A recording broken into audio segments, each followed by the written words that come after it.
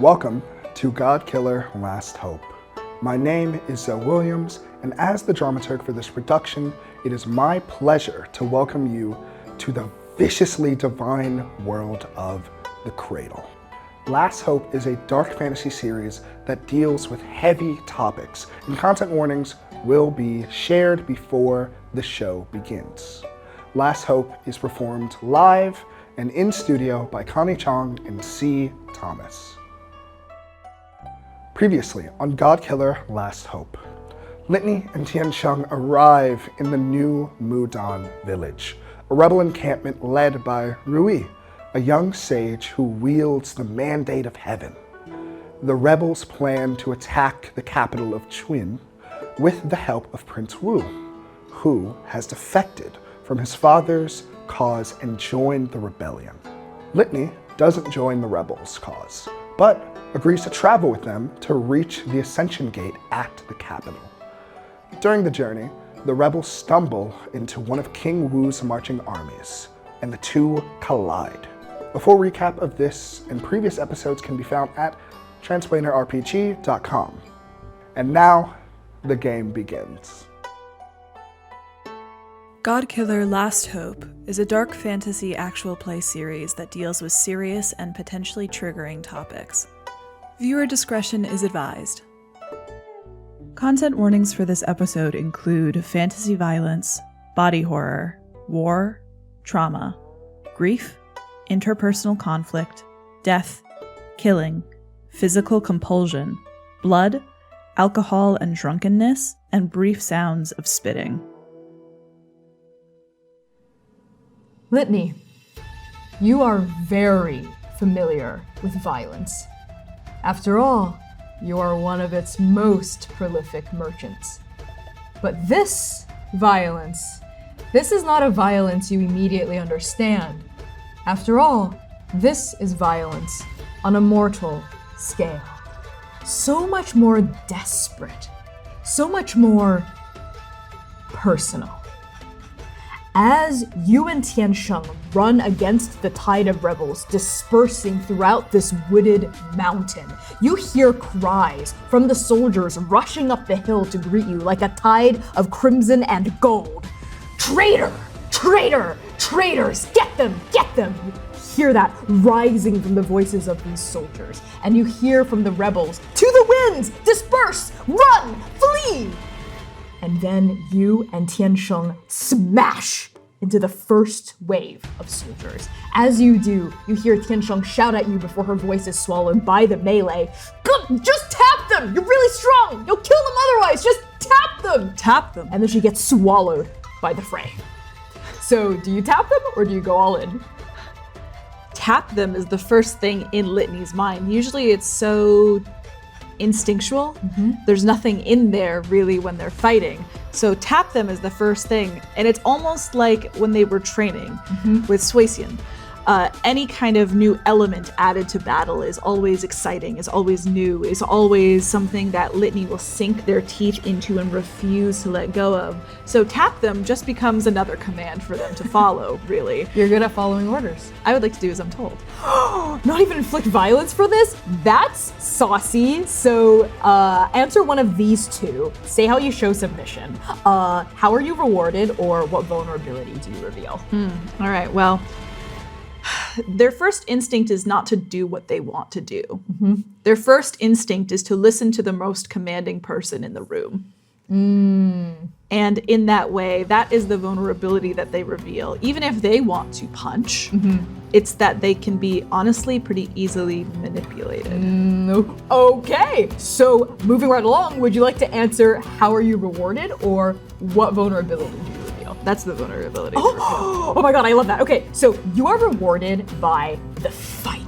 There's no greater reward. So you collide with the first person, who's this big, armored frontline infantry guy. He's swinging a Dao blade that looks remarkably similar to Prince Wu's Dao blade. This must be one of the military's many kinds of swords that they supply their infantry with. And he goes, "Ah!" and crashes down on you. You come up, the blade hits your gauntlet and chips against it. And there's in bullet time we see a look of like, turn to right as like the steel like pings off up into the air, And then the arm comes up and around to come down and punch him in the jaw. But just at the last moment, they remember tap him, so it comes up and then. The chin is the one place on his body that's not covered by armor. So he has a helm, big pauldron, scale, but you're still tapping him, ding, and you feel it. Magic. The armor, the helm, even the sword are ringing with an enchantment. This must be that Tianli god's blessing. And that is why you don't just straight up kill this guy, punch his literal fucking head off. He's just immortal.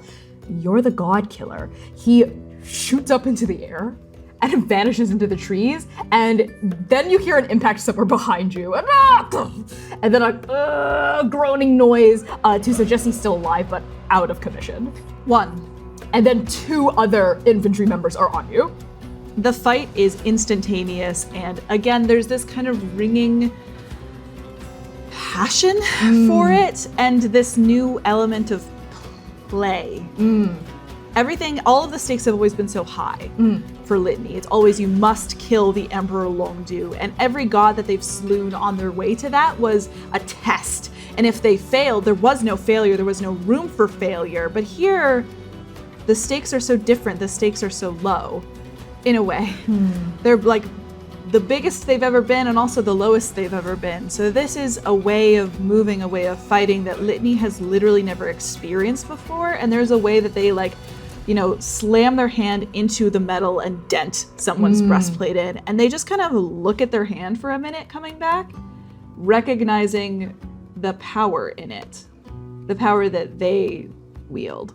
Yeah, I think that's what's really sinking into you here, because it's kind of like you are a shepherd with a sword wandering into a flock of helpless lambs. And though the lambs might try to bleat and some might even throw themselves against you, nothing's stopping you from just killing them off with a single swipe of your sword. You have never felt more powerful.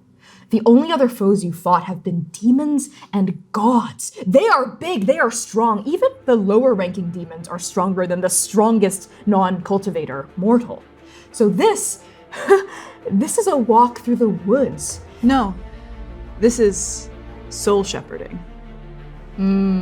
That's right, and you have learned over the century of being a soul shepherd how to wield that stick, wield your call with responsibility.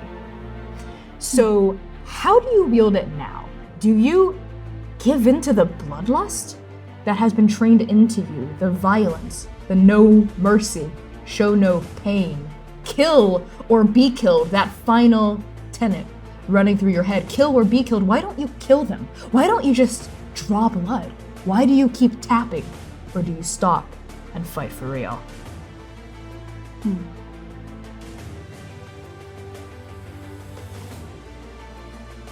Show no mercy. Know no pain. Kill or be killed. The tenets are separate, but they're interwoven like a braid. Show no mercy, know no pain. There is no person here that could make them feel pain.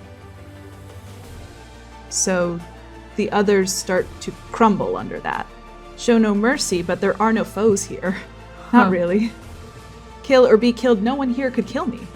So how could I be killed in this moment? It's not actually possible for that to happen here. Not like this. And so the tenants, instead, they're looking for that guidance, that guiding star, and their eyes fly to wherever Tiangshen is. You see no fewer than 15 men kind of in like a pile on top of each other, and then poof, they explode outward with a flurry of volition, the staff.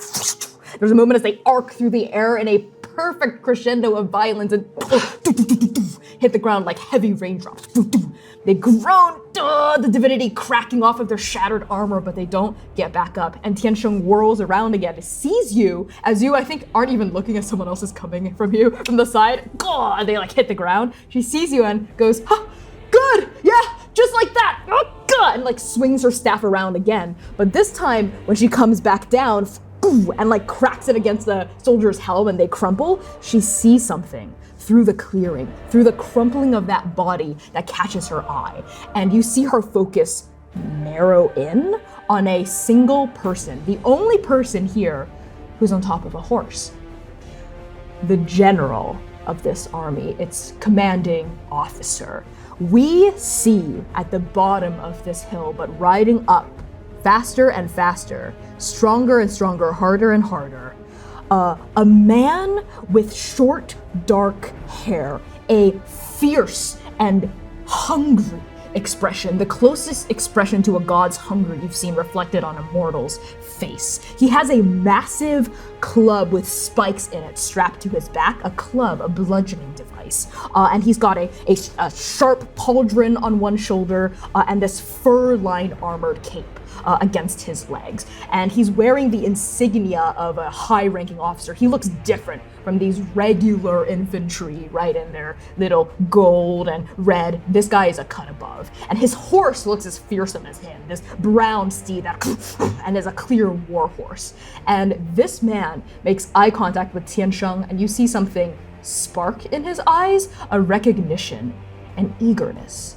And then he reaches for the club at his back and brandishes it in a strange flowing motion. And then he reaches over to the side, jumps onto the ground and slams the earth with the club.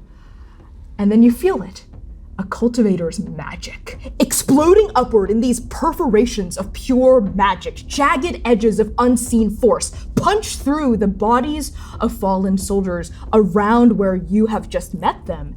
And horrifyingly, you hear the cracking of bones, the groaning of soldiers as they kind of arch themselves back up into the fray, as this man's cultivation technique, his magic, causes his fallen infantry, his fallen men to push themselves past the breaking point to keep fighting you. And that series of soldiers that Tiansheng just felled, kind of like almost like they're levitating, cracking upward.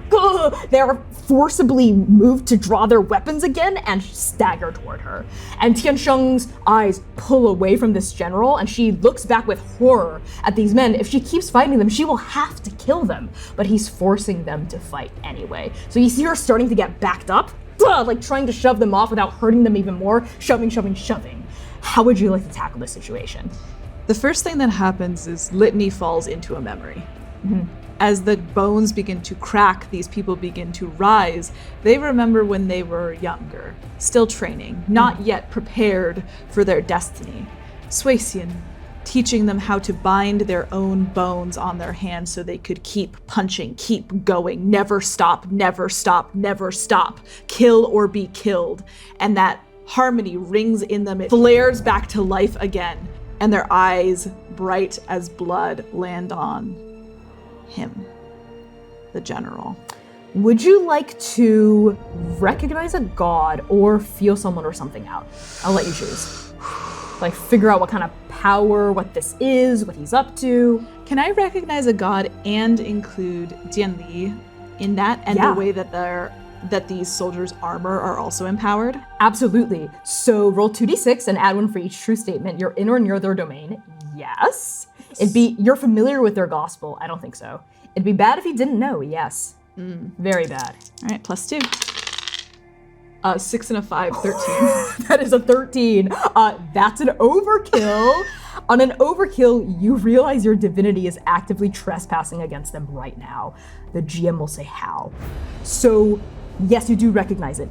Obviously, this is Dianli's blessing, but this man is a cultivator. So he's not just wearing blessed armor and wielding blessed weapons like these infantry. These soldiers are not cultivators, they're just regular people. He's using his own magic and wielding a blessed weapon. That club is clearly enchanted by this patron god. There's something else too. The trespass. You don't belong here.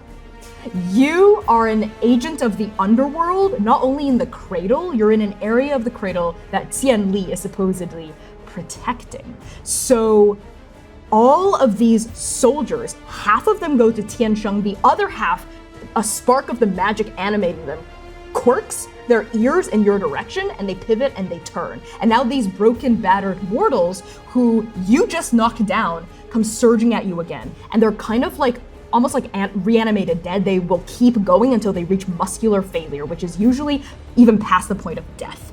So before this general does one more thing I want to show you with your overkill, how do you deal with these soldiers? Or do you cross the line and kill them?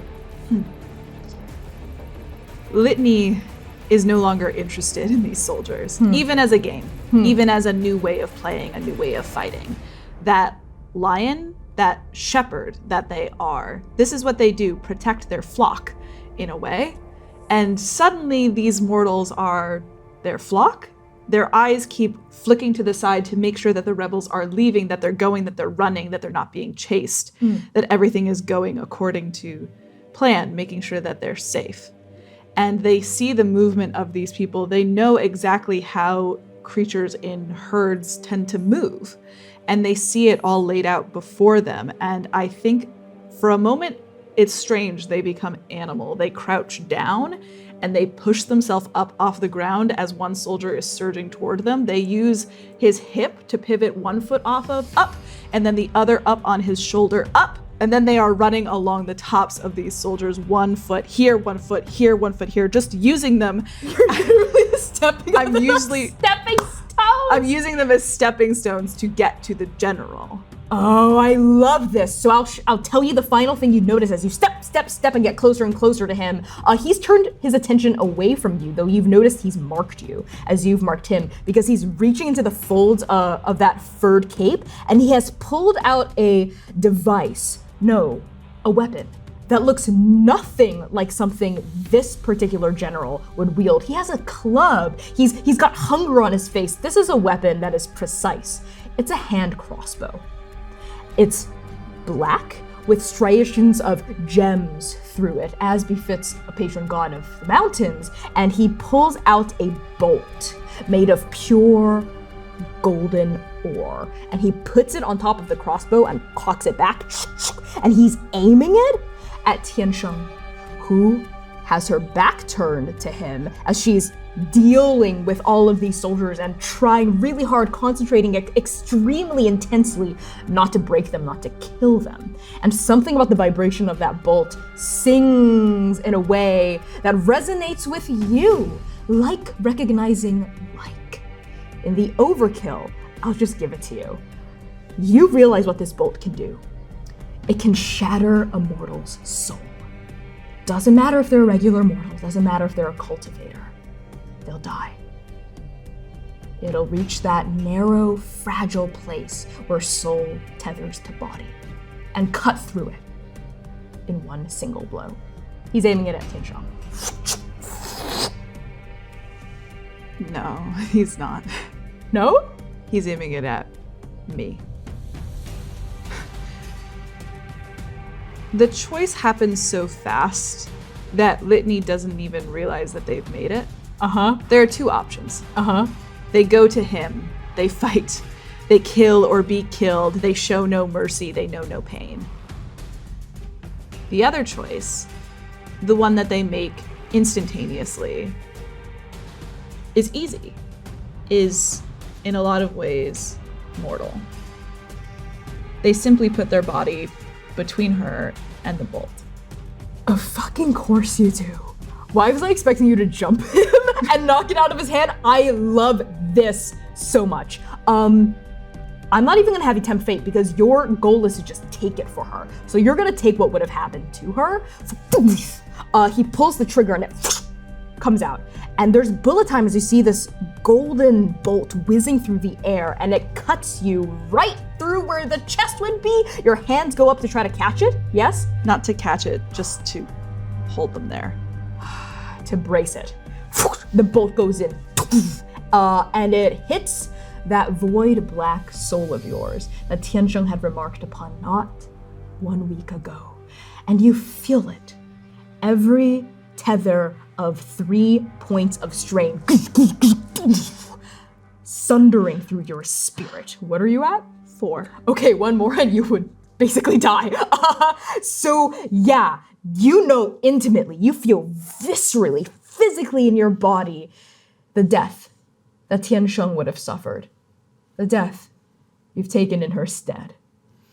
And the bolt still lodged in your chest feels like an ember burning. Do you pull it out or do you push it through?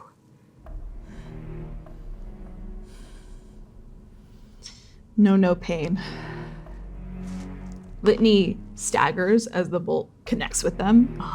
Backward 3 steps.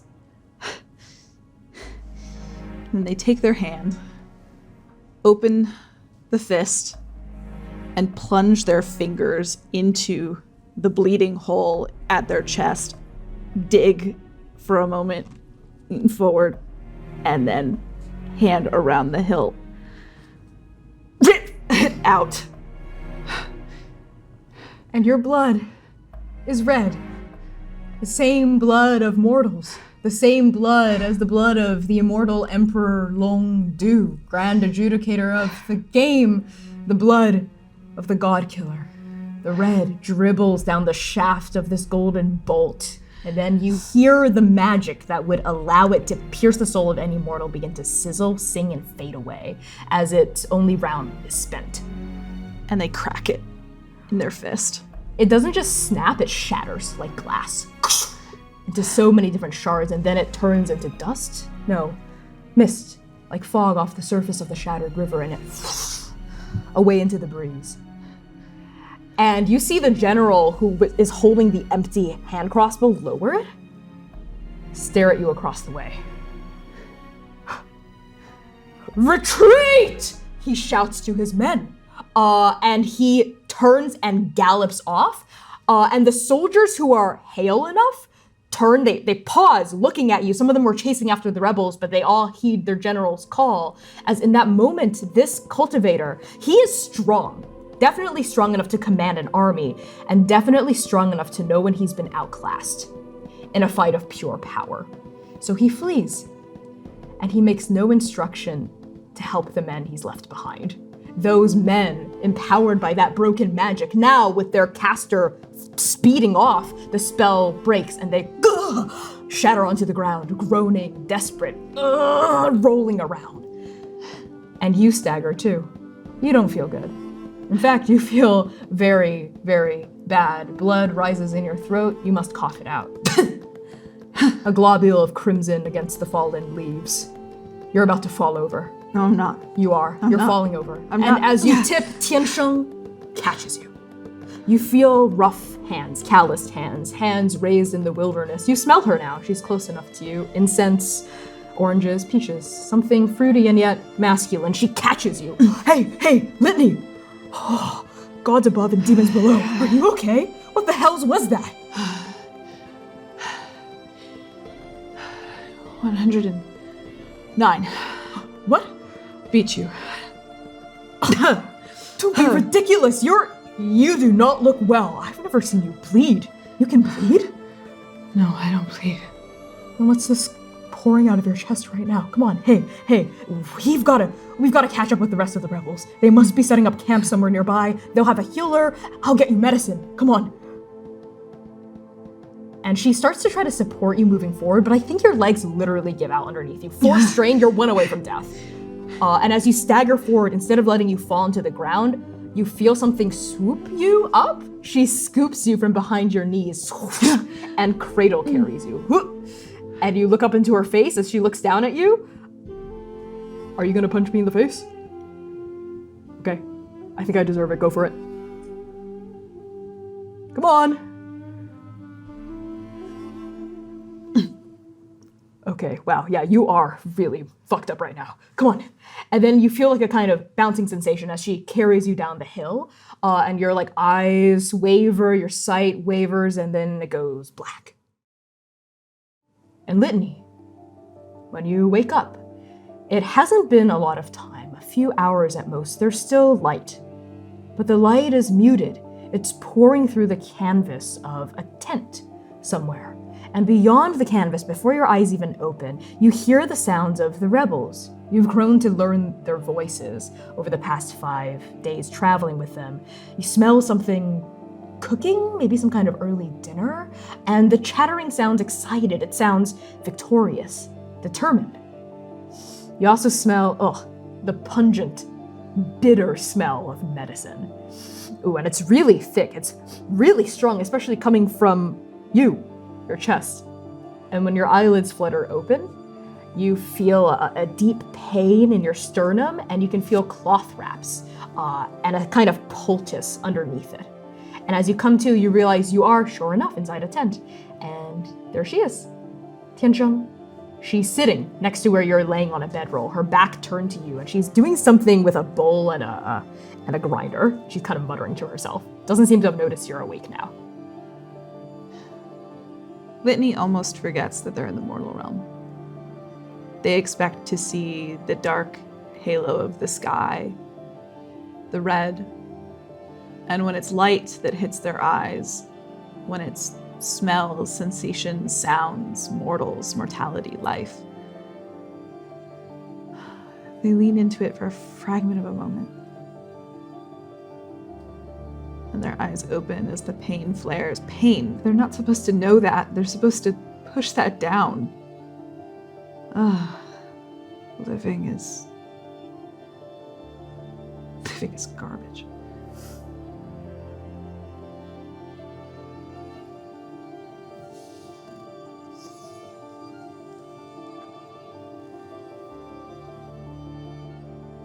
Ow. You're awake. A clattering of the grinder against the bowl, a turning. Bright black eyes. Hey, I'm moving in. How are you feeling? Fine. Drink some of this. It's rancid, but it will help you. Just get it, just knock it back like a shot. Tastes like home. Of course it does. Sorry, I just thought that was kind of endearing. How are you feeling? Did we win? Yeah, Right. we won. He retreated. That coward. Who was that? That must be that new general the prince was talking about. General Xiong. He replaced him when he got demoted. He has hunger in him. Hunger? Violence. I guess you know that pretty well, huh? You fight like a monster. I mean that in a good way. You remind me of the animals in the wilds. You know? The strong tigers of the mountains. The boars, the bears. I fight like a monkey, you know? Like an antelope sometimes, but like a really buff, muscular antelope. This is the part of the conversation where Tiangshen starts to just kind of talk ambiently. And I think Litany takes a moment to look around the tent, acknowledge everything through hazy eyes, and then it moves on to that mission, that heartbeat. Time has passed. The gate. I have to get up and go to the gate. Hold on. You're not fit to go anywhere in this state. But we have to go. I know, I understand. But there's a few days left until the Ghost Festival, okay? You've got time. And you can't, you want to kill Longdu. And you can't exactly do that in this state. Can you imagine? You, fucked up like this? Killing the Emperor? I don't think so. You need to recover, right? Or else you'll just get sent back down again.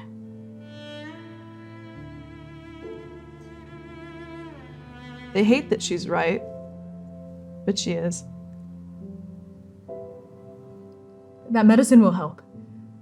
One of the healers in the rebel group made it personally. You should feel better come nightfall. And there's something else too. I wanted to thank you. You saved my life. I saw you shatter that bolt. I felt the magic. I knew what it could do. So, thank you. I mean, you didn't have to, right? You could have just let it kill me and then taken the river seal and run. No. I need you for the river seal. Right. I guess a part of me thought maybe you'd grab one of those messed up soldiers and force them to bring you up, but I don't think you would do that. No, your soul is heavy, but it's not. It doesn't thirst for slaughter, I think, in the way that I thought it did. You tapped them.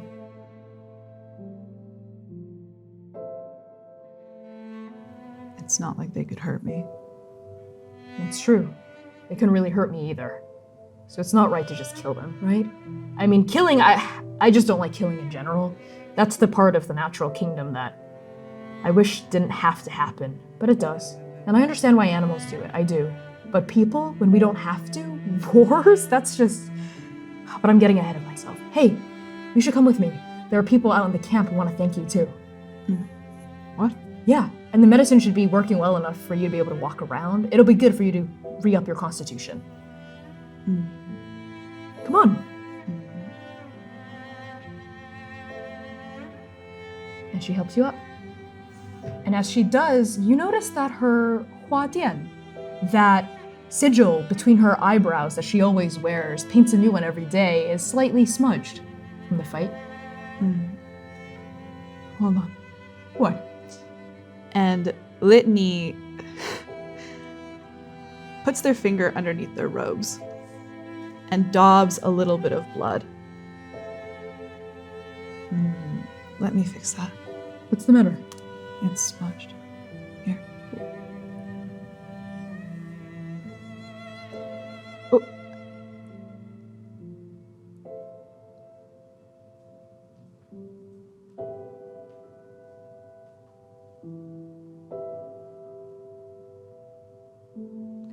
Better. Yeah. Better. Thank you. We can go now. Your blood is warm. What? The rest of you is cold, but your blood is warm. Yeah, let's go. And takes your hand, grabs it, and pulls you out. And just like Tiansheng said, the rebels are excited to thank you, and they are so grateful. As soon as you step outside of the tent, you see this camp full of tents, full of bustling motion, somewhere parked at the foothills of the Amethyst chain, a day or two away from the capital itself. And then you're mobbed by people. And just like the scenes at the hamlets and the townships that you and Tiansheng would pass through on your way to the chain, you are showered with gifts. People pushing bowls of hot porridge and congee into your hands, youtiao, dumplings, strips of meat, fish even, just straight up just fish meat into your hands. And they're thanking you and thanking you. They're clapping you gently on the back. Some people grab onto your shoulders and look at you with tears in their eyes and profusely thank you. Thank you for being part of the cause. Thank you for saving us. You and Tiansheng, you are an unbeatable pair. All these things, so much gratitude. And they thank Tiansheng too.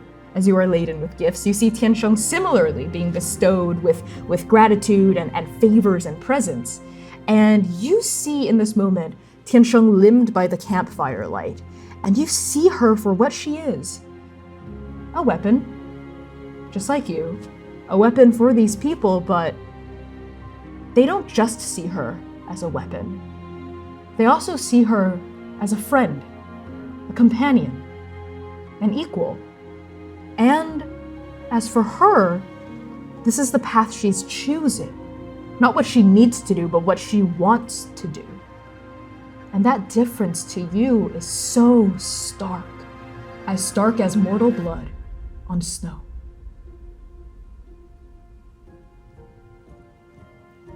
Everything in this world is so beautiful.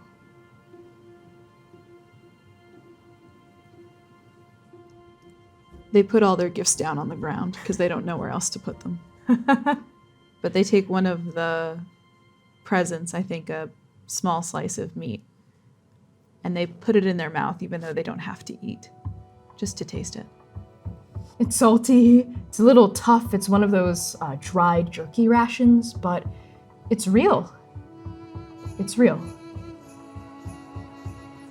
And you chew it, and when you swallow it, it tastes good, going down into the depths of your soul.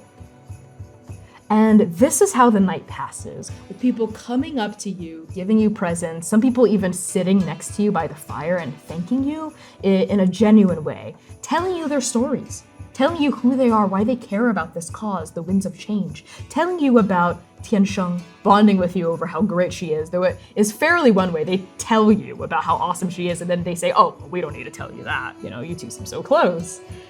And then you see Tiansheng too, rotating throughout the camp, drinking a lot, drinking from these big gourds of wine. God damn, she can put it away. She's celebrating. It's a victory. You notice her getting kind of unsteady as she drinks.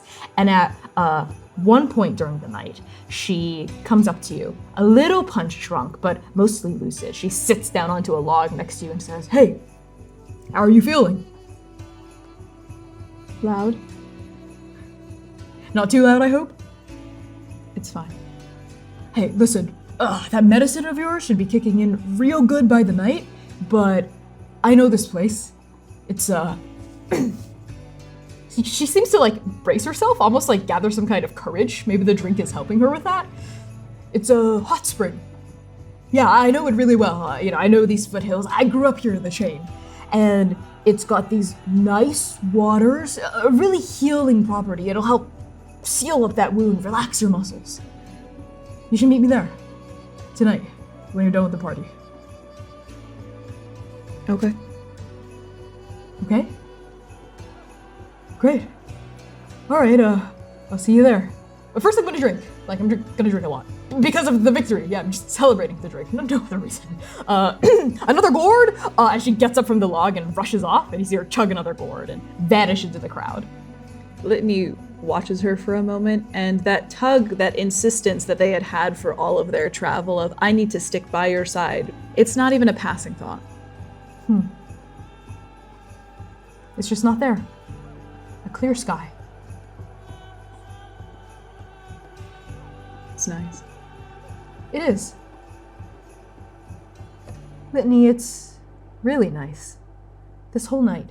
The people coming up to you, it's overwhelming, yes, but there is a genuine nature to the way they thank you. There is a truth. They're grateful for what you've done. Not just that, but they're grateful that you, Litany, you have chosen to join them. That's the refrain you keep hearing. Thank you for choosing to join us. We could really use someone like you. Thank you. And close to the end of the night, Rui approaches you. The leader of the rebels has been swarmed with duties, busyness, all of that, this entire time. And she sits down on the log next to you, turns to you with a smile. She looks a little tired, but happy. And she says, I hope you haven't been too exhausted tonight. And I hope you haven't been worn out of thank yous, because I do have to thank you as well. It's your journey. It's important for all of us to get there. That's right. We have a shared goal, getting to Chuancheng.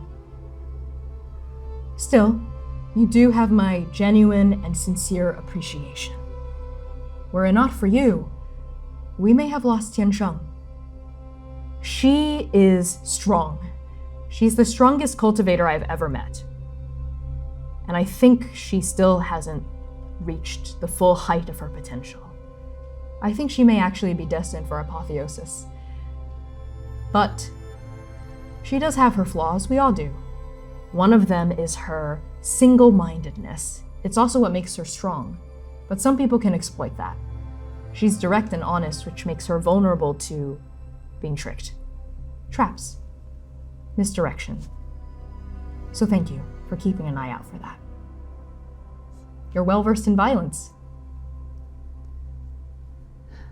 And the honesty comes out of Litany without the meaning for it too. I think it might be all I know. Well, it doesn't have to be. After you finish your business with the Ascension Gate, whatever it might be, you are more than welcome to join us, keep traveling with us, see where it goes. We could really use someone like you. Who knows, maybe you could help us make decisions on the battlefield, help train our troops. Not just be a soldier, but a teacher, a mentor.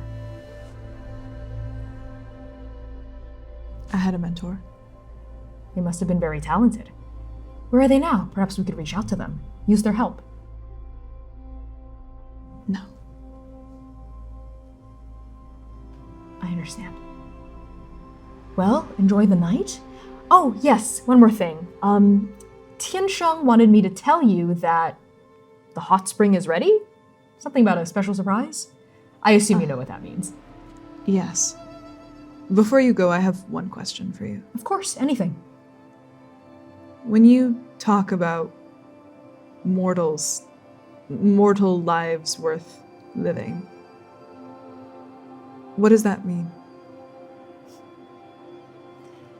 It means something different to everyone. Some people think a life worth living is one of luxury, opulence, earthly delights, pleasures, and wealth. Others think it's a simple life, one that you spend in nature, surrounded by loved ones, or even by yourself, with just the company of your own thoughts. Still others think that a life worth living is one with a big family, lots of children, lots of uncles, lots of grandparents. And still, to others, it means something entirely different.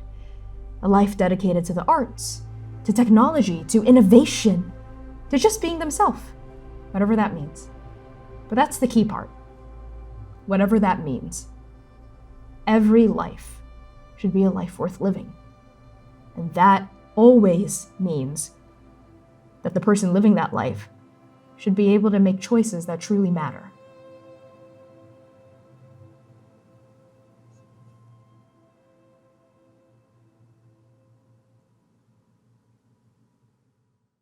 Thank you. I'm glad you have the mandate of heaven. You are a leader worth following. I appreciate you saying that, and I hope that I will always deserve the mandate. Just as quickly as it is bestowed, it can be taken away. I should go to the spring. Yes, have fun with your surprise, whatever it might end up being. But I only kid. What is a surprise? What do you mean? I'll find out. Okay. Enjoy yourself. I'll understand if we don't see you for the rest of the night. All right then. And she stands up, turns, and goes. And as you start to make your way over to the hot spring, something interesting is that through all these celebrations, you don't see Prince Wu. He's not out and about, and you remember that look of shame on his face. Perhaps he's hiding away. Perhaps for the best. Perhaps for the best. Litany doesn't like to see him. Why don't you like Prince Wu? Because he's impossible. Because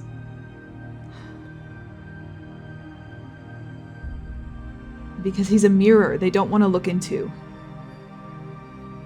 It's like recognizing like on a level that Litany is fighting tooth and nail to avoid.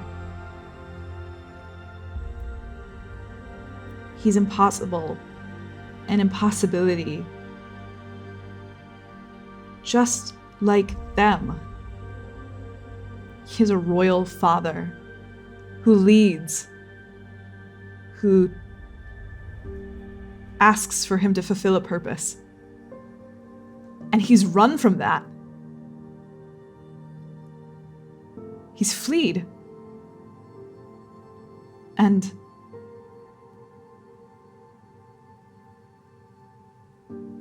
Litany can't recognize how similar they are.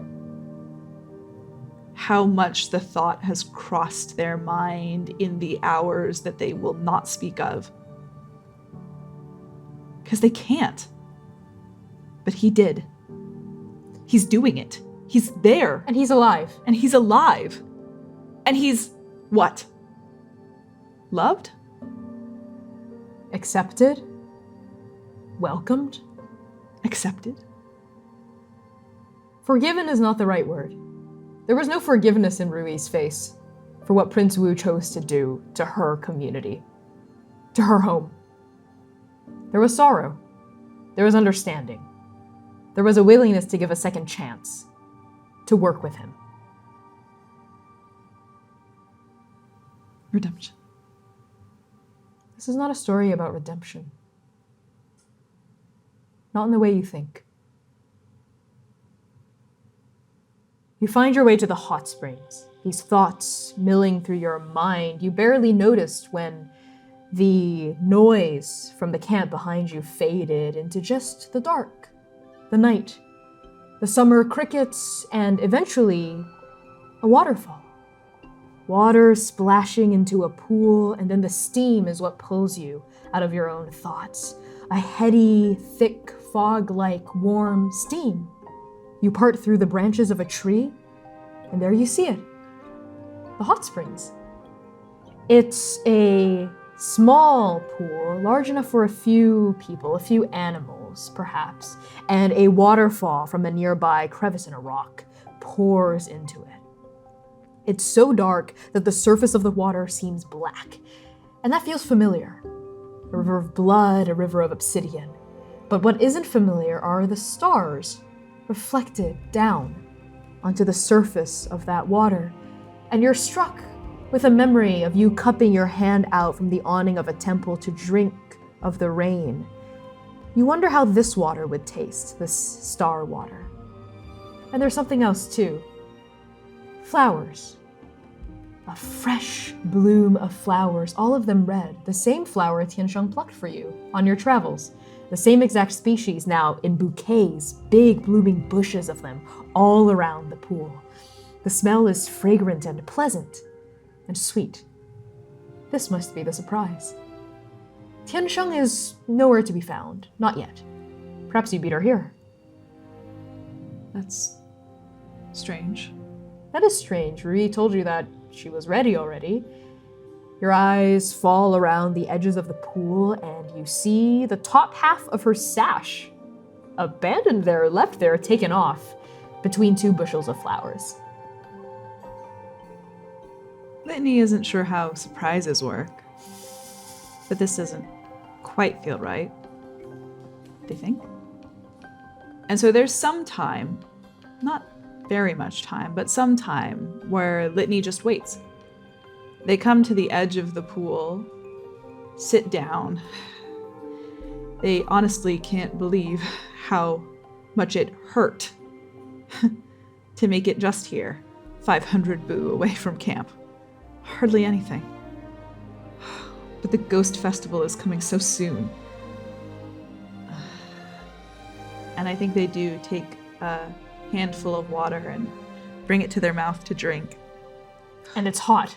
It's really hot, hotter even than the rain. It reminds you of those iron-hot needles that's always in the tea in the demon world. Everything here is so warm. And it's nice, too. Going down your throat, it burns, but it fills you with warmth. They watch the stars reflected in the pool. And I think their hands ambiently wander to Tiansheng's sash. And their fingers curl around the fabric. Gently. Not a fist for punching. For holding. That's new. It is new. Everything is so new. They feel alive for the first time. There's something, a noise. It's thrumming. At first you think a war drum? No, it's coming from inside you. Still? A heartbeat. They hoped it would maybe stop. It's still going. Now you become more aware of it than ever. Just you, the trickling of the water, this starry pool. And you wait. You wait for Tiansheng. You wait for her to arrive, to come back, whichever one of the two. A minute passes, then 5, 10. When 15 minutes pass, that uncertainty about the surprise begins to crystallize into an idea for you. What idea is that?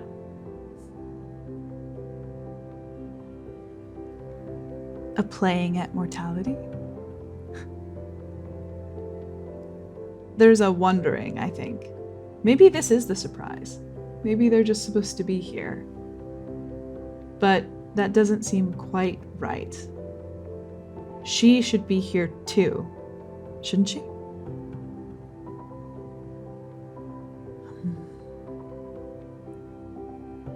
And Litany looks into the water, watches the stars go, and that ripple almost becoming hypnotic, I think. Again and again and again. And the feeling of her sash in their hand. They wonder what she would see if she was here. Why she made this. Why she does this. Could they understand if they could just see through her eyes? Could they see through her eyes? You're a vessel, Litany.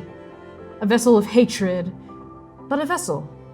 You understand what it means to be possessed of someone else's intentions, someone else's senses. You are an extension of Queen Tigu. When you failed in the City of Heaven, you didn't have to tell her of your failure. She knew. She sensed it, felt it, saw it. You understand that. And so you can externalize that through your divinity.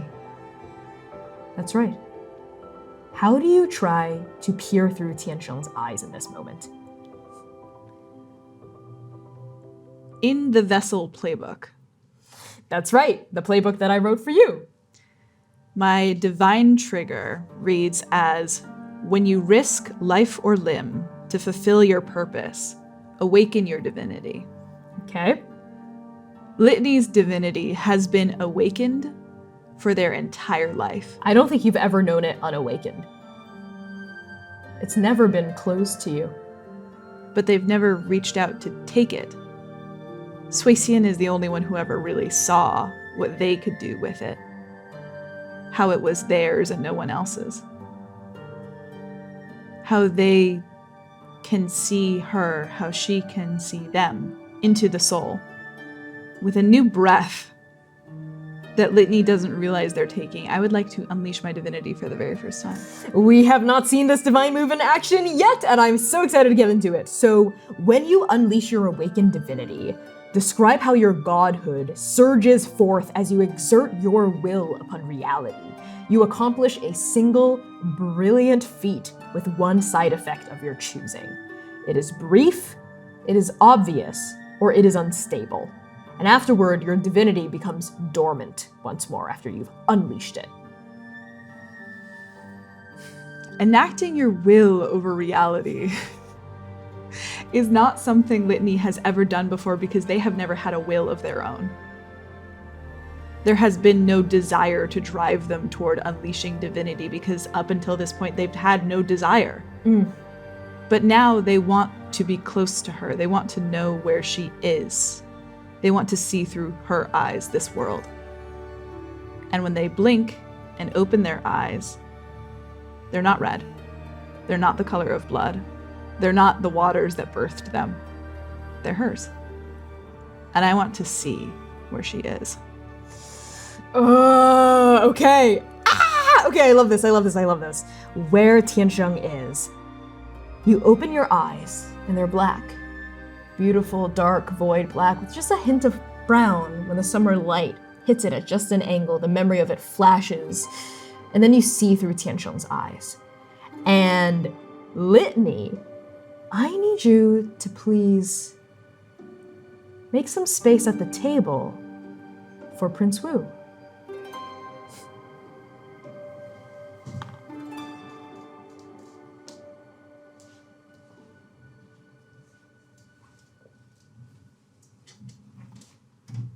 Prince Wu,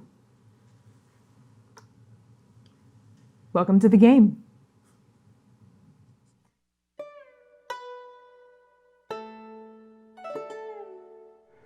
Thank you so much for tuning in to Godkiller Last Hope.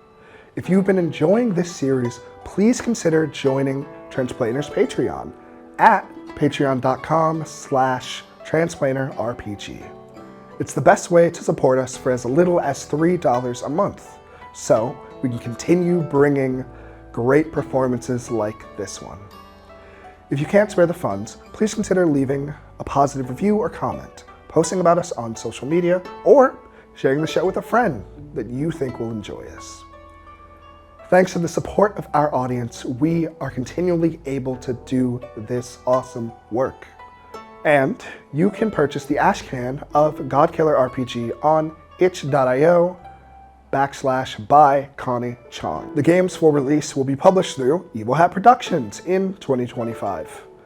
And as always, our sponsors for this series are Frivolous Bear Studios and Hero Forge. Thank you for helping us create these powerful stories. And with that, our game comes to a close for now. We'll see you next time, right here on Transplanar RPG.